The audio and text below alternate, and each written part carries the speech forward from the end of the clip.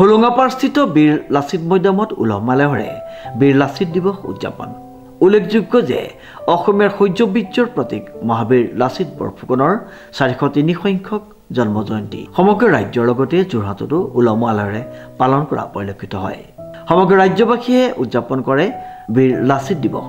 যোৰহাট জিলাৰ হোলোঙাপাৰস্থিত লাচিত মৈদামতো 403 সংখ্যক লাচিত দিৱসটি অসম চৰকাৰৰ সাংস্কৃতিক পৰিক্ৰমা বিভাগৰ উদ্যোগত তথা যোৰহাট জিলা প্ৰশাসনৰ সহযোগত কেন্দ্ৰীয়ভাৱে উদযাপন কৰা হয়। অসম চৰকাৰে আজি 403 সংখ্যক বীৰ লাচিত দিৱস কেন্দ্ৰীয়ভাৱে এই লাচিত মৈদামৰ প্ৰাংগণত আমি আজি আয়োজন কৰিছোঁ।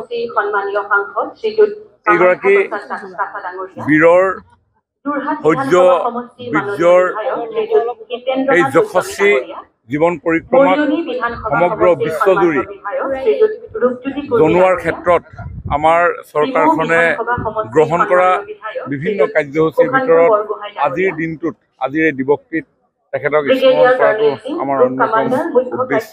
কাৰণ যিগৰাকী বীৰত্বৰ কাৰণে আজি অসমত বিভিন্ন জাতি জনগোষ্ঠী ভাষা ভাষী সকলোৱে এখন একত্ৰিত বৃহৎ অসম নিৰ্মাণ সমাজ গঠনেৰে আজি জীৱন যাপন কৰিবৰ কাৰণে পৰিৱেশ বাতাবৰণ নিৰ্মাণ হ'ল।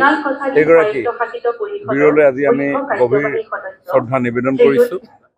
এইগৰাকী বীৰৰ ত্যাগ, এইগৰাকী বীৰৰ সাহসে সদায় প্ৰজন্মৰ পৰা প্ৰজন্মলৈ আমাক উজ্জীৱিত কৰি আহিছে আৰু তেখেতৰ আদৰ্শেৰে নৱপ্ৰজন্মক আগুৱাই যোৱাৰ সাহস আৰু প্ৰেৰণা দিয়াৰ উদ্দেশ্যে আজি যেনেধৰণে সমগ্ৰ অসমৰ বিভিন্ন স্থানত এই বীৰজনাক স্মৰণ কৰাৰ অনুষ্ঠান আয়োজন কৰিছে মাননীয় মুখ্যমন্ত্ৰী ডক্টৰ হিমন্ত বিশ্ব শৰ্মা ডাঙৰীয়াৰ প্ৰত্যক্ষ তত্বাৱধানত অসম চৰকাৰৰ সাংস্কৃতিক পৰিক্ৰমা বিভাগে যোৰহাট জিলা প্ৰশাসনৰ সহযোগত তথা যোৰহাটবাসী ৰাইজৰ সহযোগত আজি এই মৈদাম প্ৰাংগণত আমি এই অনুষ্ঠান আয়োজন কৰিছোঁ।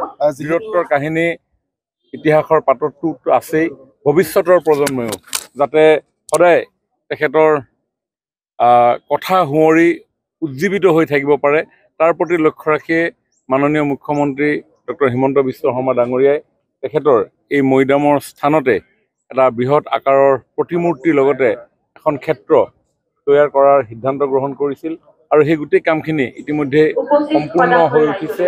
আমি ভাবোঁ যে আমাৰ টাৰ্গেট আছে যে প্ৰথম বছৰতে আগন্তুক নতুন বছৰটোৰ আৰম্ভণিতে এই ক্ষেত্ৰখন সম্পূৰ্ণ হৈ উঠিব আৰু ৰাইজৰ কাৰণে এখন মুকলি কৰি দিয়াৰ প্ৰয়াস হ'ব। বিভাগীয় মন্ত্ৰী বিমল বৰা, কেন্দ্ৰীয় মন্ত্ৰী পবিত্ৰ মাৰ্ঘেৰিটা, সাংসদ কামাখ্যা প্ৰসাদ তাছা, বিধায়ক হিতেন্দ্ৰনাথ গোস্বামী, বিধায়ক ৰূপজ্যোতি কুৰ্মী প্ৰমুখ্যে কেইবাগৰাকীও বিশিষ্ট ব্যক্তিয়ে উক্ত দিনজোৰা কাৰ্যসূচীত অংশগ্ৰহণ কৰে। পুৱাই লাচিত মৈদামত সকলোৱে তাই ৰীতি নীতিৰে পৰম্পৰাগতভাৱে মৈদাম তৰ্পণ কৰি পূজা অৰ্চনা আগবঢ়ায় আৰু লাচিতৰ আদৰ্শৰে সকলোকে আগবাঢ়ি যাবলৈ আহ্বান জনায়। তাৰ পাছতে অনুষ্ঠিত মূল সভাত লাচিত বৰফুকনৰ কৰ্মৰাজিক সকলোৱে স্মৰণ কৰে। উল্লেখযোগ্য যে উক্ত অনুষ্ঠানত বিভিন্ন সাংস্কৃতিক অনুষ্ঠান পৰিৱেশন কৰি অনুষ্ঠানটি জীপাল কৰি তোলে।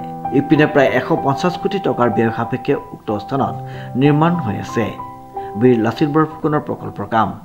অহা জানুৱাৰী মাহত আৰম্ভণিতে শেষ কৰি পৰ্যটকৰ বাবে মুকলি কৰিব বুলি মন্তব্য কৰিছে সাংস্কৃতিক মন্ত্ৰী বিমল বৰাই। কংকনজ্যোতি শৰ্মাৰ ৰিপৰ্ট, নিউজ নাও।